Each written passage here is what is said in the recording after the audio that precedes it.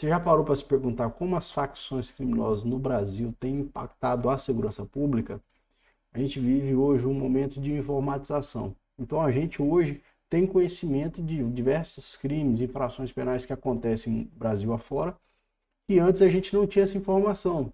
Claro, com as redes sociais, aqui canal do YouTube, Instagram, Facebook, WhatsApp, a informação vai muito rápido. Então a gente fica sabendo da violência lá no Maranhão, a gente fica sabendo da violência no Amazonas, a gente fica sabendo da violência lá no Paraná, enfim, em todos os estados do Brasil e em outros países também. A gente fica sabendo da violência como ela tem acontecido. E através dessa informação e de como isso é divulgado, a gente passou a saber também da existência das facções criminosas e da organização dessas facções criminosas. Como que essas facções criminosas têm impactado significativamente a criminalidade no nosso país. Com toda certeza é um desafio, né? É um desafio. A gente às vezes quer inspirar, quer espelhar essa coisa de facção criminosa em filmes, né? Como a gente vê em filme e tal, de uma forma diferente, né? De uma forma diferente como a qual a gente vê em filme. Mas a verdade é que a violência ela é real. Então, a violência praticada por essas facções criminosas, e aqui eu não estou querendo falar dos crimes de colarinho branco, não. Eu estou querendo aqui me ater a essa coisa de facção criminosa no âmbito municipal, em que há a prática de violência de um grupo contra outro grupo, se autodenominam, se autoproclamam como determinada facção criminosa, e aí desafia o Estado, desafia a polícia, desafia outras facções criminosas em um contexto de dominação de comércio de drogas, dominação da prática de crime, roubo, enfim. E aí se cria, inclusive, como um Estado paralelo, né? Uma instituição paramilitar, claro, não regularizada, evidentemente. E aí a gente tem o que? Esse surgimento, esse fortalecimento, principalmente dentro das unidades penitenciárias. Aí dentro das unidades penitenciárias a gente tem visto esses grupos criminosos serem criados, talvez porque ali os indivíduos todos juntos, agrupados, com o mesmo interesse, que é sair da prisão, ganhar dinheiro, através do tráfico, através da prática de outros crimes, estão tendo uma comunhão de interesses ali, né? Os indivíduos convergem para alguns interesses, e aí eles acabam se agrupando e aí começam a desenvolver ideias, começam a desenvolver pensamentos, projetos, né? Em comunhão, em comunidade desses indivíduos faccionados. E aí, principalmente, então, a gente vê o surgimento dessas facções, na maioria das vezes a gente vê o surgimento desses grupos. E aí se proclama, né? Ah, somos o comando não sei do que, né? Grupo não sei do que, amigo não sei do que. Eles se proclamam e normalmente é dentro da unidade penitenciária, onde eles ficaram agrupados ali. E aí passam a ter essa atividade externa, fomentando a violência. A gente vê, e hoje eu acompanho diariamente isso, a violência sendo elevada, porque de dentro da unidade penitenciária, de dentro dos presídios, os indivíduos dão ordens, olha, comete tal crime, faça tal crime, cometa tal ato de violência, além, é claro, do tráfico de drogas, né? O tráfico de drogas sendo coordenado, orientado por indivíduos que estão dentro do sistema penitenciário, indivíduos que estão presos. Esses indivíduos se valem dos aparelhos celulares, né? Então, por haver diversos aparelhos telefônicos dentro das unidades penitenciárias, Brasil afora, algumas não têm, algumas eu tenho certeza que não tem. Mas em algumas existem telefones dentro das unidades penitenciárias, claro. Não significa que haja nenhum comportamento ilícito por parte dos policiais penais, porque as unidades penitenciárias no Brasil são boa parte dentro da cidade, né? Algumas não têm uma estrutura realmente que seja capaz de impedir a entrada desses aparelhos telefônicos. Isso pode ser levado por pessoas que passam e arremessam, pode ser levado por pessoas que vão fazer visita, uma série de situações que contribuem para que haja aparelhos telefônicos lá dentro das unidades penitenciárias. Aqui em Rondônia eu vejo como a Polícia Penal combate isso diariamente, né? Sempre estão fazendo revista, baculejo, derrubando as coisas lá dentro, revistando. Ainda assim não são capazes de eliminar 100%. Tanto é que volta e meia, quem me conhece aqui em Rondônia sabe, eu estou falando disso aí e digo, olha, a gente teve a identificação desse crime, por exemplo, um homicídio que foi cometido porque a ordem foi emanada de dentro do presídio. Então o indivíduo mandou o zap, o indivíduo ligou e falou, vai lá e comete tal crime. E aqueles membros da facção que estão na rua, né, se chamam de é, membros da rua, membros do asfalto, eles vão lá e cometem o crime, né, transportam droga, cometem um roubo, não cometem um homicídio a mando, né, ou sob orientação do indivíduo que está preso. Então você tem o fortalecimento dessas facções impactando, né, porque quanto mais ela se fortalece, mais ela é capaz, né, o grupo é capaz de fomentar a violência no âmbito da cidade, no âmbito do estado, e amplia e fomenta muito o desenvolvimento do tráfico. Um dos maiores problemas da minha perspectiva, e eu queria saber a sua visão também sobre essas facções criminosas, né? Na sua visão, quais são os maiores problemas por parte dela? Na minha visão, um dos maiores problemas é o recrutamento de jovens, o recrutamento de adolescentes, de menores de idade. Porque isso aí é algo assim triste demais, né? Algo muito problemático. O adolescente e a criança, evidentemente, estão numa situação de desenvolvimento, né? E aí a gente já foi adolescente. Eu, não sei se você ainda é, mas, por exemplo, eu já fui adolescente. E realmente, quando a gente é adolescente, a gente está mais suscetível a ser recrutado, a ser corrompido, né? E aí não adianta você vir com julgamento moral, a gente vir com julgamento moral, já fala, não, o moleque tem que estar estudando para o Enem, o moleque tem que estar trabalhando. Cara, situações diferentes, em vidas diferentes, com pessoas diferentes, resultados diferentes. Não tem como a gente, às vezes, estabelecer como um indivíduo deve agir com base na nossa vida, né? Uma vida diferente, com toda certeza, resultados diferentes. E aí a molecada, alguns, né, a parte da gurizada, a depender de onde vive, porque também existe um cenário de uma subcultura delinquente. Já parou para você vai pegar uma frase aí de coaches, e muitas pessoas falam na internet assim, você é uma média daqueles cinco que estão mais próximos de você, né? Mais ou menos assim, você é uma média das pessoas com a qual você tem mais proximidade. Pega aquele guri de 14 anos que mora em uma determinada área em que você tem ali vários traficantes, cara que comete roubo, trabalha com desmanche, você tem várias... E o moleque se insere naquela comunidade, com aquelas pessoas. Evidentemente, ele vai estar mais suscetível a ser atraído para esse crime, né? Porque o cara pega e mete lá uma correntona de ouro no pescoço, o moleque passa por uma situação difícil, às vezes de aspecto financeiro, de questão financeira.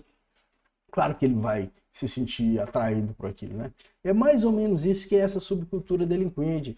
Você inserido num ambiente em que há a proliferação da criminalidade, é claro que você está mais suscetível a participar daquilo. Inclusive, às vezes você tem até aqueles membros ali do grupo criminoso que praticam o crime como heróis, né, como fonte de inspiração. Porque o cara que é traficante, ele chega no carrão, ele chega com cordãozão, celular novo, ele está bem vestido, ele está com uma mulher bonita. O moleque às vezes se inspira nisso, né? Se inspira porque ele se insere dentro daquele grupo. Eu sei que isso é fácil da gente entender, de qualquer pessoa compreender. Qualquer pessoa é capaz de compreender isso, né? Que se você tá ali, igual quando você tá na igreja, né? Você quer cantar no louvor, você quer ser um pregador, você começa a rodar no Instagram e daqui a pouco você vê um moleque de 8 anos pregando, né? Ele, simulando uma pregação, ele pega uma Bíblia, coloca a Bíblia na mão aqui e começa a falar ali, como se ele estivesse pregando, se inspira. Porque, claro, você está num ambiente que te fomenta aquilo. Aí o moleque que está num ambiente que fomenta a criminalidade, o tráfico, a violência, é claro que o moleque pode se inspirar. Não estou dizendo que é uma certeza absoluta, né? Estou dizendo que é um raciocínio 100%. Todo moleque que estiver naquele grupo ou inserido entre aquelas pessoas vai alcançar o mesmo resultado ou vai se tornar um criminoso. Nada a ver, não estou falando isso. Até porque tem gente que nasce em berço de ouro, é criado no meio de pessoas muito bem instruídas, com tudo ao seu dispor, e o peste ainda vira vagabundo, ainda quer virar criminoso. Então, nós estamos falando aqui de números gerais, de probabilidades, de maiores perspectivas. E eu tenho certeza que você consegue compreender isso, e eu tenho certeza que você concorda. Se você discorda, comenta aí, coloca aí no campo dos comentários que você não concorda comigo. Mas esse recrutamento, como é que fala? Essa atração dos adolescentes, essa corrupção desses adolescentes é uma das coisas piores, porque a molecada é muito inconsequente, não mede em nada as consequências e, claro, também provavelmente é inspirados por uma certa perspectiva de impunidade, né, que se fala muito, o moleque não vai preso. Pô, eu vejo aqui, né, outro dia fazendo um trabalho numa cidade aqui próxima, o moleque, todo mês ele cai com 60, 70, 80 paranguinhas de crack é conduzido para a delegacia, lavrado um PAI, que é o procedimento de apuração de ato infracional, e o moleque é colocado em liberdade, tá solto. O moleque é como um traficante que tem liberdade para ficar traficando, porque ele não é recolhido, não é internado. Então gera, de fato, uma sensação de impunidade em relação aos adolescentes, né? Talvez isso aí seja uma falha do sistema, do Estatuto da Criança e do Adolescente, que precisaria ser reformulado, no sentido de conferir, né, mais situações ou mais possibilidades de internação. Hoje o ECA ele tenta jogar a internação ali, o ECA, o Estatuto da Criança e do Adolescente, ele tenta jogar a internação só para os casos de violência ou grave ameaça, né? E excepcionalmente, em razão de uma reiteração que fuja ao comum, aí sim você teria uma internação no caso de um tráfico de drogas, por exemplo, mas não é a regra, né? É raríssimo a gente ver um adolescente sendo internado por isso. Então, quando a gente se depara com essa coisa dos adolescentes e a corrupção dos adolescentes, né, e o recrutamento desses adolescentes, a gente chega em outra coisa que é outra falha significativa, que é o Estado. O Estado se ausentando quando deveria estar presente. O Estado deveria fornecer educação, e vamos assim falar numa expressão mais comum, convencional. O Estado deveria ocupar a mente da molecada, né? O Estado tinha que ocupar a mente da molecada. Mais uma vez, não estou falando que o moleque que não teve acesso à educação vai virar criminoso, não. Mas existe ali uma estatística que revela que a maior parte dos indivíduos ali não tiveram acesso à educação. Isso que eu estou falando, a maioria. Infelizmente, a maioria do grupo acaba sendo atraído. E a gente vê, com muita certeza, muitas exceções, muitas pessoas que nasceram em um ambiente de extrema dificuldade, não tiveram acesso à educação, mas por um esforço incomum que eles tiveram, por eles mesmos, eles conseguiram alcançar a educação, efeitos extraordinários. A gente tem isso, né? A gente tem isso. Mas aqui nós estamos trabalhando com a regra geral, com a média geral. Então o Estado se ausenta de não ocupar a mente dessa molecada. Aí você diz assim, às vezes, mas quem tem que ocupar é o pai, é a mãe. Concordo, a família é responsável pela educação. Mas às vezes o adolescente, a criança nem tem um ambiente familiar, né? Não tem um ambiente familiar para educá-lo. Às vezes porque os próprios pais também não tiveram um ambiente familiar para serem educados, você tá ligado? Às vezes o moleque é órfão. Quantos adolescentes que eu já peguei cometendo um ato infracional e o moleque era órfão de pai, às vezes de mãe, às vezes a mãe, o moleque com 12 anos já não conseguia mais controlar o moleque, já dispensou e lançou para a avó. Quantas vezes a gente pega a violência do adolescente contra a avó, mora com a avó, é órfão. Então, assim, a gente vê de tudo. O Estado ele tem que assumir, em parte, a responsabilidade pelas crianças e pelos adolescentes. Evidentemente, tem que, assim, se chegou o momento em que o adolescente, que o maior de idade, teve as opções à sua disposição, tinha como optar por um mundo diferente, por uma vida diferente, e ainda assim ele optou por essa vida criminosa, aí sim, aí não tem o que falar, tem que se fuder mesmo. Mas para a gente chegar a isso, o Estado tem que oferecer condições para esse adolescente, né? E eu acho assim, a principal é ocupando essa molecada. Escola integral, coisa que a gente ouve falar sempre aí no cenário político, né? Não, vamos desenvolver escola integral e tal. Isso é ótimo.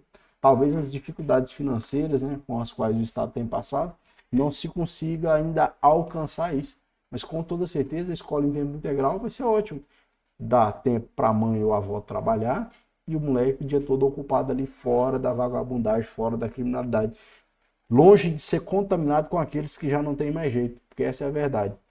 Inclusive isso é tema para um próximo assunto. Tem gente que não tem mais jeito, né? Apesar de hoje nós termos um sistema de repressão criminal que não permite prisão perpétua, não permite pena de morte, a gente vê que tem gente que não tem conserto, mas não tem como.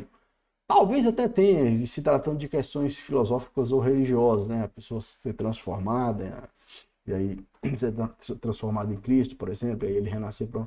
Tudo bem, eu acredito que é possível sim. Agora, o Estado tem que fazer um cálculo, né, daquilo que ele tem e daquilo que ele pode gastar. A gente vê que tem casos que a perspectiva de melhora, de conserto, ela é muito reduzida em face do quanto o Estado arrisca mantendo aquele indivíduo. Então o cara acaba tendo que ser solto, por exemplo, porque tem um limite de pena para ele ficar preso, e a gente sabe que esse cara vai voltar a delinquir. Cara, tem gente com 10 homicídios, 15 homicídios, 20 homicídios, né? Se depois da gente concordar que esse cara, né? Eu queria que você dissesse, você acha que tem um cara que tem 15 homicídios aí, na covardia, com brutalidade, esse cara tem conserto? Comente aqui por que você acha isso. E se você pensa assim que ele tem jeito, me responda o seguinte: será que é relevante a gente consultar a família daquelas pessoas que foram vitimadas, né? A família daquelas pessoas que foram ofendidas pelo indivíduo? Enfim, aí tá. A gente tem essa ausência, depois que você comentar aí, você continua o raciocínio comigo aqui. Essa ausência do Estado em prestar esse serviço para os jovens, né? E acaba então permitindo que os jovens sejam recrutados para o crime, aí eles se envolvam com facção criminosa, aí acabam se tornando ferramentas na mão desses criminosos. Só que a gente tem que pensar também num método para combater isso aí. Então, num método para a gente... Vixe, 15 minutos o vídeo. No método para a gente conseguir avançar. Como é que o Estado vai atuar na repressão criminal para conseguir vencer esse crescimento das facções criminosas?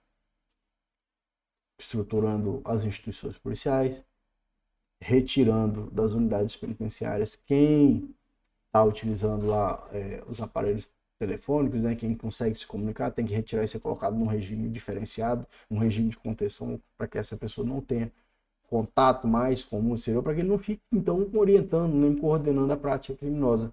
Tecnologia, né? A gente precisa das instituições policiais especialmente desenvolvidas em se tratando de tecnologia, né? As instituições policiais têm que estarem ali fortalecidas, fortificadas, principalmente se tratando de tecnologia. Tem que ser uma tecnologia aprimorada, não tem como. E com certeza o investimento nessas tecnologias é algo que vai conferir a capacidade para o Estado conseguir desmantelar as facções criminosas. Para além disso, então, desse fortalecimento das instituições de segurança pública, o Poder Judiciário e o Ministério Público comprometido, né? Aqui eu sei que o Poder Judiciário ele é o poder que vai garantir a proteção, buscar a proteção das pessoas de uma forma geral, e principalmente se tratando da imparcialidade. Então, o Poder Judiciário é o mesmo que condena o criminoso e que protege a vítima. Mas precisa haver um comprometimento e a verificação de que hoje, infelizmente, apesar do excesso de prisões, por exemplo, que já se tem no Brasil, tem casos em que somente a prisão é capaz de inibir, desestruturar ou desestimular a prática de algumas infrações penais. A gente pega homicídios, por exemplo, eu trabalho com homicídio. Você pega o homicida, às vezes o mesmo cara ali, ele cometeu 10 homicídios, porra. Enquanto esse cara não vai preso, ele não para de matar. Principalmente nesse cenário das facções, eu digo dentro do cenário das facções. Eles chamam às vezes de correição, disciplina, lixeiro. Outro dia eu ouvi uma expressão lixeiro, faxineiro. Faxineiro. Se chamava de faxineiro da facção, que saía matando qualquer um que criava. E principalmente pessoas já em um ambiente de vulnerabilidade, né? Usuário de droga. Qualquer um criasse qualquer entrave com a facção, dívida de droga, algo desse tipo, ou cometesse furto, roubo numa área ali que a facção não admitia, pronto, estava autorizado, decretado, e aí os indivíduos iam lá, esses faxineiros iam lá e executavam a pessoa. Então esses caras só param quando vai preso. E esse comprometimento de prender e manter preso tem que haver, né? Tem que haver. Claro, isso aí vai depende de uma reformulação significativa do processo penal, do Código Penal, e o poder público reconhecer que existe um problema gravíssimo em se tratando dessas facções criminosas. Tem que reconhecer. A gente já tem visto avanços, né? Avanços no recrudescimento das prisões nesses casos. Mas esse é um tema complexamente extenso. Eu sei que você, se você assistiu esse vídeo até agora, você entende como isso é de uma complexidade absurda. Por isso eu gostaria de convidar a estar se inscrevendo no canal aqui. Aqui, vez ou outra, a gente está abordando um assunto desse, falando de uma coisa mais recente, mais relevante. Queria que você deixasse seu comentário aqui, se inscrevesse no canal. Se quiser sugerir algum vídeo, também fica à vontade. A gente se vê no próximo vídeo aí. Tamo junto, forte abraço, hein? Valeu!